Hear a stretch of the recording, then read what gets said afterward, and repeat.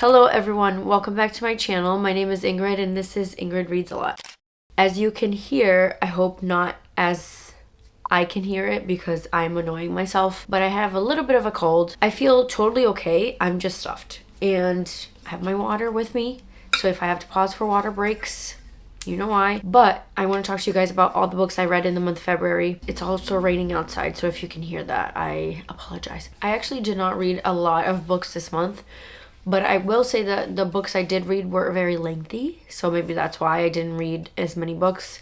But I have 6 books to talk to you guys about, and let's get started because I have lots to say about these books. I am going to continue as I did last month and tell you guys the books based on enjoyment level. So we're going to go from least favorite to most favorite, I guess. But this month, I feel like I haven't had a lot of success. And we will get into it. But without further ado, let's get started. We're going to start with my least favorite book of the month, which was Throne of the Fallen by Kerri Maniscalco. This is book number 1 from a new series of hers, and it is, I believe, her first adult fantasy novel. Because I think this author has written a lot of... I'm not going to keep holding this up because this is kind of a heavy book. This author has other YA series that she's written, but this is her first foray into adult. I did not know this going into this book. This is a spin-off from her other series, Kingdom of the Wicked. I went on her website and it says that you don't need to read that series to read this book. But there are some spoilers, like in this book for the other series, which I didn't mind terribly because I wasn't planning on reading that series. I completely enjoyed the beginning of this novel. I'll start with the synopsis. Camilla is our main character and she works in she owns a store that her dad used to own, and it's like an art gallery type thing, and she does art, like commissioned art for people. This world is not London, but it's similar to London, I would say that. And it's also, this fantasy world is sort of set in Victorian era, so it's in the past. But it is a fantasy world, but very much similar to that. And I enjoyed it because I didn't know it was going to kind of be a historical fantasy sort of thing, but I don't mind it, so I really enjoyed it. The beginning of this novel, like the banter between Camilla and her friend Kat, is very cheeky. Like, I really enjoyed the humor in the beginning of this book, so I was like all for it. You see you see Camilla in the beginning, and she's sort of being blackmailed by this man who is kind of I will spare you the word, but he is totally blackmailing her because he wants her to keep making art, and it turns out that her art is sort of like magical and she's really good at forgery. Eventually Camilla meets one of the princes of hell. He's trying to help his world. Camilla isn't aware of this, but his name is just Envy. He's one of the 7 princes. He just wants to save his house, and Camilla's not aware, but he kind of tries to like use her type thing. This book is the romance between these two.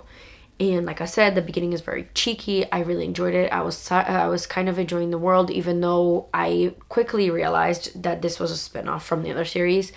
I didn't mind it. But I guess in the first book, the romance is between Wrath, which is one of Envy's brothers. And so you kind of get some background about that and sort of already what happened in the novel. I am going to move on to spoilers, and I was hoping that I could do my wrap-ups without spoilers, but I realized that I can't, because in the order for me to tell you guys what I didn't enjoy about the book, I have to sort of spoil the book a little bit. So I guess from now on, I will still give you the disclaimer, but from now on, expect my wrap-ups to be spoiler-filled instead of spoiler-free. But anyway, moving on. I'm going to spoil some of the novel here, but basically, Envy and Camilla are sort of using each other because Camilla, at some point in the novel, loses her magic, and now she has to be part of this game that the Fae are playing with the Princes of Hell in order to get her magic back. And so she is aware that Envy is using her, but she doesn't care because she just wants her magic back. And then at the end of the novel, so I was reading this, I got very bored at the middle part of this because it felt very much like, Envy was doing all these they're like, will they, won't they type thing. Like, they would kiss and then he would like push her away, or they would do something more spicy and then he would push her away. And I just don't love romance like that. Like, either commit or don't, right? Like, but I did see some reviews where people enjoyed that kind of like tension that she was able to build with this romance. So if you like a romance with like a lot of tension, I think you would like this. I'm not. I'm either like you're in a romance or not, you know? So I didn't really enjoy that, but I kept reading because I was sort of intrigued by the mystery of it all. Like, why is the Fae Prince like, you know, trying to, or the Fae King, why is he trying to get Envy? Like, I didn't get that part of it. Like, what is up with this game?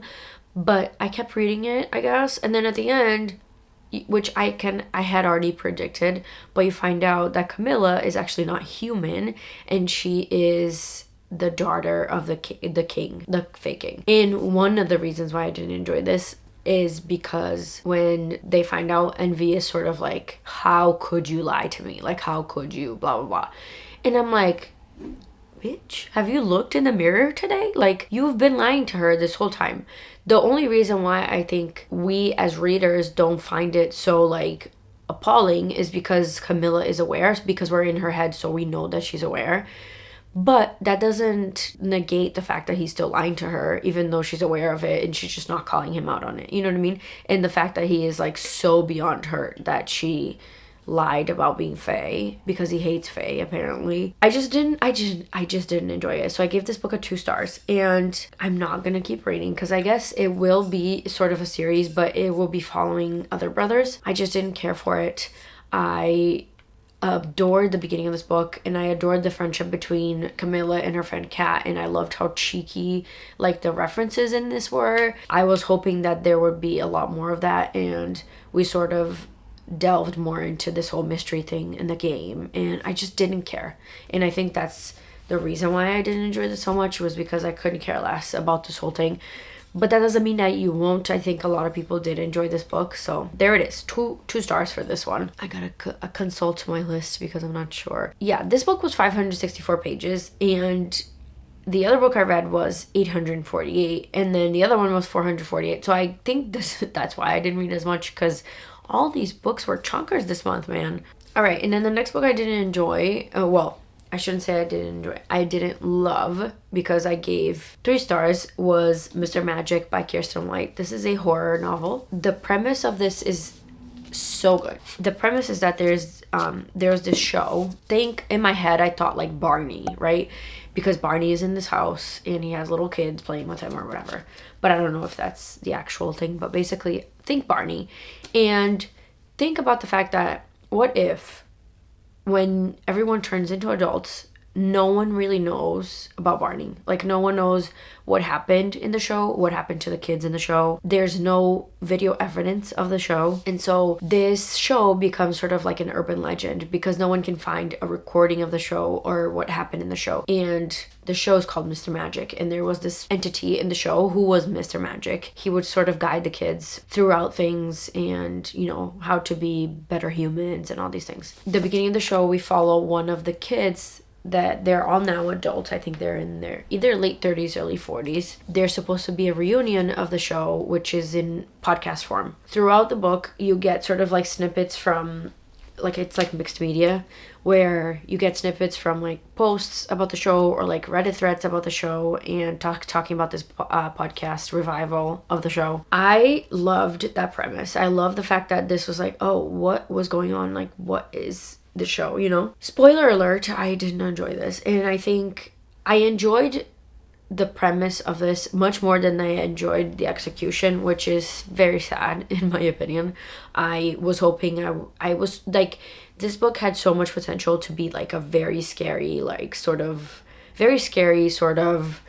horror with, you know, kids and this Mr. Magic person and like what's going on. I won't really spoil, but it turned out like the explanation of what happened and what went on during the show was extremely lackluster, and I just didn't care. And I don't know if it's because I didn't care about how they explained it or it was just the writing. I think this book has a lot of how do I explain this? This book has a lot of commentary on religion and religious institutions, and not just and I will explain why I'm saying this, not just the religion that is referred to in this book, but if you think about it, it can apply to a bunch of different other religions. And I enjoyed that. I enjoyed the part that this is a commentary on how things are done and how kids are raised and things like that. But at the end of the day, I'm the type of person that still needs answers to things. And that's why some of the horror books I read, I don't enjoy because I like to have an explanation. And I like to enjoy the explanation. Whereas this book, it explains what happened, but I just don't care for it. I didn't think it was well done. But the point of the book is not to have that explanation. I think the point of the book is a commentary about the religious aspect of this. But I just didn't enjoy it. What am I going to say? I mean, I gave it a 3 stars because I still think that a lot of people would enjoy this. And I finished it, right? I read the book and it kept me engrossed enough that I kept reading. I just didn't enjoy the ending, I guess I would say. But I will tell you that at the end of the book, there's an author's note. And the author talks about how she was raised in the Mormon religion and how that shaped her as a person, and that she's no longer Mormon, and that is the inspiration for this book. So if that makes you curious, I encourage you to read it. I think not everybody's gonna feel the way that I did about this book. I think people will still enjoy it, but that is me. I was hoping that this was gonna be different. And that's all I'm going to say. And then next up, I read another Freida McFadden. I think I'm going to kind of make it sort of a mission of mine to read her books because she has a ton of books and they're very easy to get through. And I read Want to Know a Secret by Freida McFadden. This is also on Kindle Unlimited if you're curious. A lot of her books are. To me, they're very much like candy. And I'm like, ooh, like, what am I going to read now, you know? As the title suggests, this book has a lot to do with secrets. And our main character's name is April, and she is a YouTuber. She has a YouTube channel about cooking, and she actually has a big following. Not huge, but, like, big enough that she really cares about, you know, her followers and what she's going to post or whatever. And her catchphrase type thing is she always tells the viewers, like, a little secret about what she's baking. Like the secret to making the perfect cookies or stuff like that. This book also comments a lot on moms, and I shouldn't say that like that, but it comments on the lives of people that make their children in their household and that type thing, like their whole identity. Like these moms all live in this area that is very well off, and all they do is, you know, go to PTA meetings and they have to look great and they talk about each other. So it's very catty, and you're following the main character who has a lot of secrets. And I enjoyed this a lot. I gave this a 3.5 stars. I don't think I will ever feel the way I felt with Never Lie, which is the book that I read last month, where the revelation, like the twist when you find out what happens, I was like, what? But this is also very much kind of like that one where when you find out the twist, I was like, what did I just miss? I enjoyed this a lot more than I enjoyed The Housemaid, that's the one. Very good. And if you're looking for a very catty type, like, what are all these rich people up to kind of book and all the secrets that it entails, I would recommend this book. It's very good and super easy to read, very fast. Next up, another book that I forgot to talk to you guys about because it's a lower rating. And this is, I read it's sort of like a group buddy read with a couple people. I read this with Elle, with Jade, and with Christy. We did like a reading sprint where we were gonna read, like we ended up reading the same book, and that's how we ended up reading all of this book at the same time. But this is The Invisible Life of Addie LaRue by V. Schwab. And if you didn't know, this book has a lot of fans. Like this book sort of blew up when it came out. This is about Addie LaRue, who is a woman that in 1714 made sort of a pact with a god slash devil slash whatever you want to call him, because she was very much slated for the life of a woman back in the 1700s, where she was going to get married, she was going to start popping out kids, and that was going to be her life. And she just didn't want that. So she makes a pact with this entity, which one of her friends or family friends tells her never to call on the gods that answer at night. And she did. She makes a pact.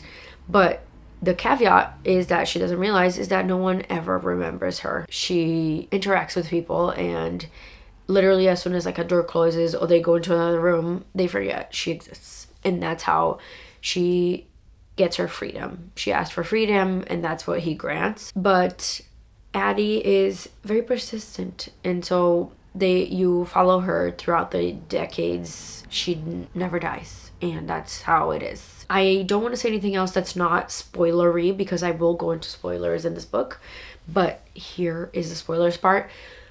She meets someone, and his name is Henry, and she's the only person that remembers her. She is in a cafe, like a bookstore type cafe type thing, where she goes in and she wants to read a book, so she just takes it, and he runs after her, and he's like, what the heck, you just took that? And she's like, what, you remembered me, Lynn? And she sort of falls for him based on solely the fact that he remembers her, and she hasn't had that type of interaction in almost like 300 years. This book had so much potential, but I will tell you right now, I gave it 2.5 stars. I think that we had potential for Addie to be like such a strong character, like a much more strong character.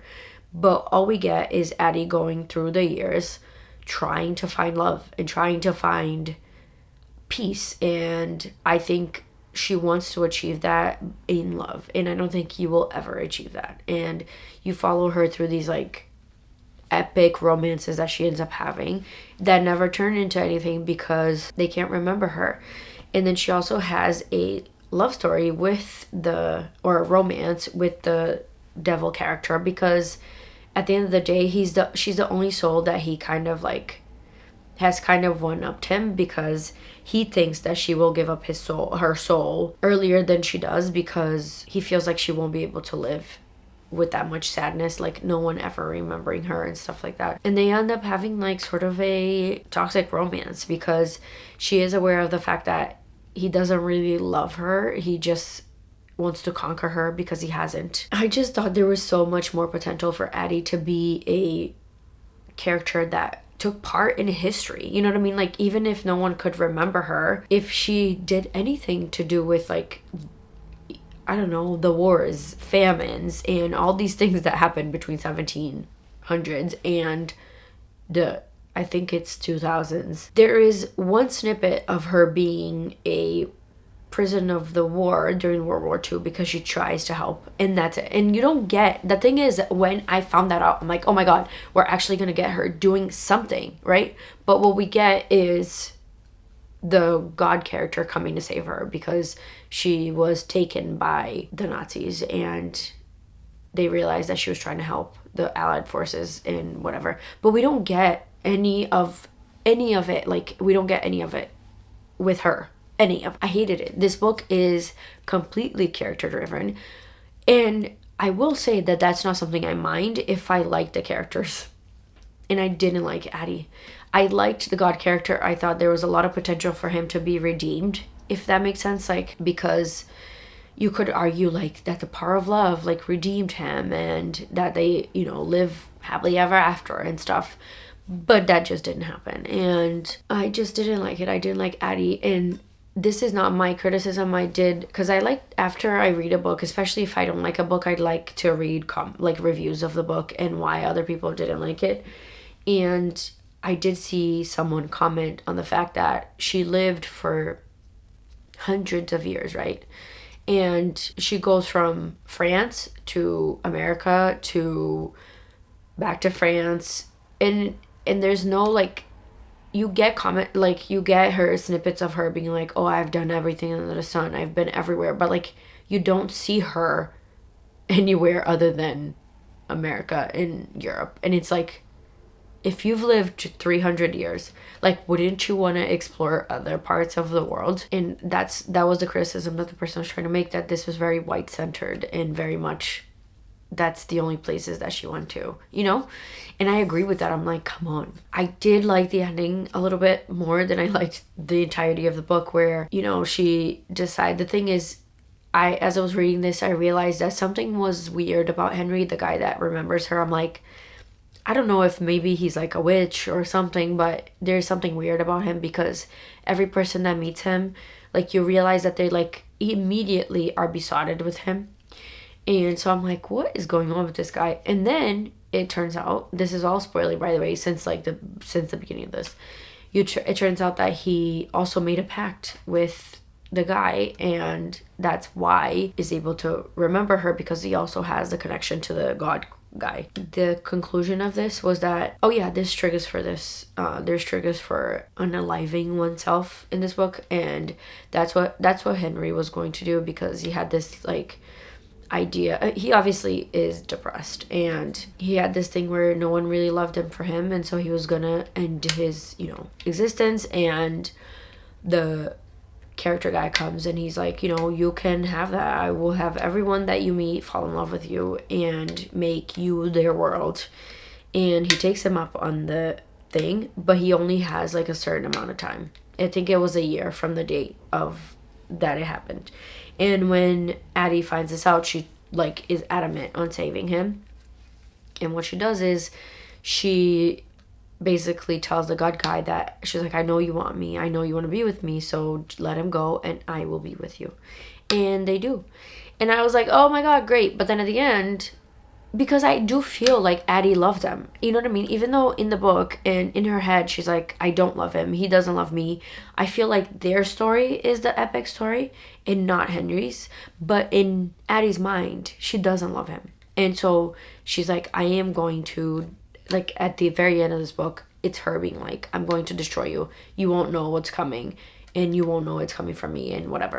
And that's how the book ends. Regardless, I didn't enjoy this. And I do think that Addie is in love with the god character, and she just won't admit it because she feels like she is betraying her hundreds of years existence. But I will also say, and this is more of a criticism on the book reviewing community and also marketing of this book, where it basically, the marketing makes you think that she is having a love story. It's like a love story between her and the devil. And although there are those elements in there and they do end up getting together, that's not the focus of the story at all. And like I just showed you guys, in Addie's mind, she is not in love with him. It was more of like he was the only thing that she had, right? Because no one else remembered her. And at the very end of the book, in her head, she's like, I don't really love him. He was just what was there. And he doesn't love me because he just wants to conquer me. And I would argue that he does love her, right? He keeps coming back to her. And if you think about it, he's taking so many souls and he just keeps coming back to her. He wants to be with her. So in his own way, he does love her.